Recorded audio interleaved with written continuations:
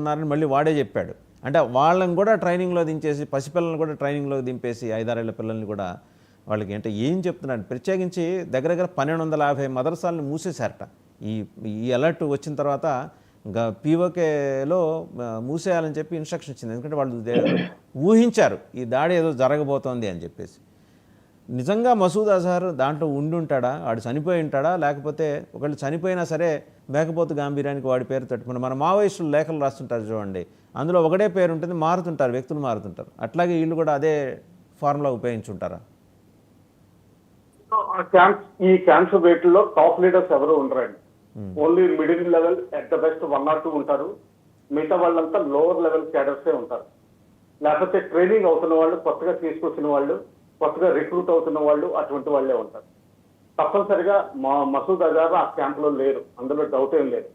ఎందుకంటే ఆయనకి చాలా హై సెక్యూరిటీ ఇస్తారు. మనకి జెడ్ స్ట్రైక్ కేటగిరీ సెక్యూరిటీ ఎలా ఉంటుందో మసూద్ అజహర్ కి, తర్వాత అలాగే హఫీజ్ సయీద్ కి, మన ఓన్ హెచ్ఎం కమాండ్ కి, వీళ్ళందరికీ ఇస్తారు.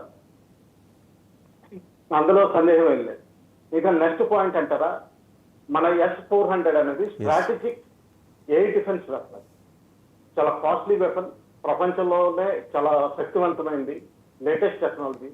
దీనికి మించింది ఓన్లీ S-500 ఉంది, అది ఇంకా ప్రూవెన్ టెక్నాలజీ కాదు. అమెరికా కూడా దీనికి చాలా అబ్జెక్ట్ చేసింది, రష్యా మనకి ఇవ్వడానికి.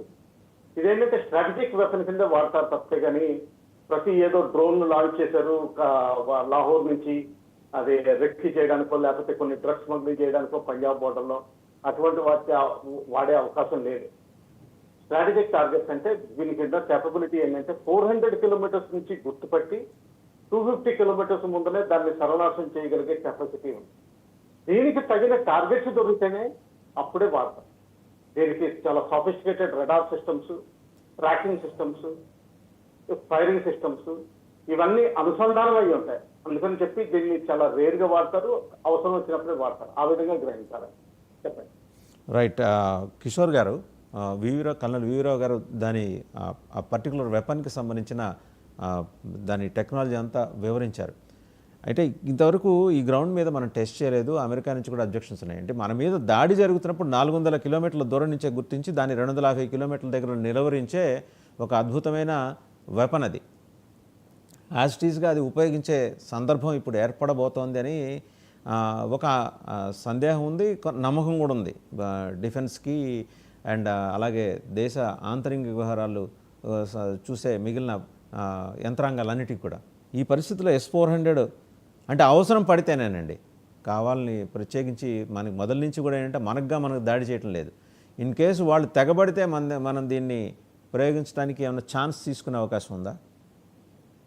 ఖచ్చితంగా అండి. ఎటువంటి అవకాశాలను వదులుకోరు కాబట్టి ఎవరు మనల్ని ఆంక్షలు విధించే పరిస్థితులు ఏ దేశము లేదు.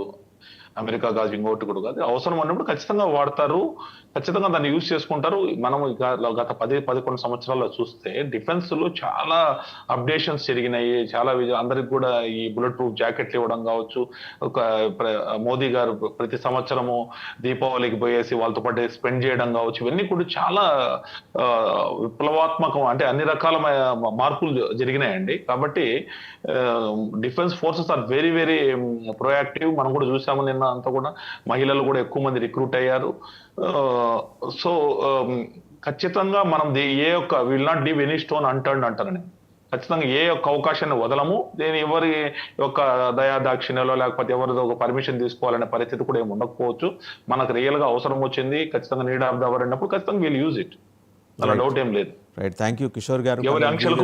ఎవరి ఆంక్షలకు మనం భయపడే పరిస్థితి లేదు. రైట్ అండి. Thank you very much Kishore గారు, కల్నల్ వీవీరావు గారు, మస్తాన్ రావు గారు, బషీర్ అహ్మద్ గారు, అందరికీ ధన్యవాదాలు. సో S-400 ఉపయోగించే సందర్భం అతి సమీపంలోనే ఉంది. ఎందుకంటే పాకిస్తాన్ రిటాలియేషన్ మోడ్లోకి వెళ్ళింది. వాళ్ళ అమరవీరులకి రేపొద్దున 3వ రోజున వెళ్ళి కబ్రస్థాన్కి వెళ్ళి అక్కడ ప్రార్థనలు చేసి నివాళులు అర్పించిన తర్వాత అక్కడి నుంచి ఎమోషన్స్ క్యారీ అవుట్ చేసి వాళ్ళు చాలా బీభత్సమైన ప్రతీకార దాడికి దిగబోతున్నారు. అది క్లియర్ ఇండికేషన్.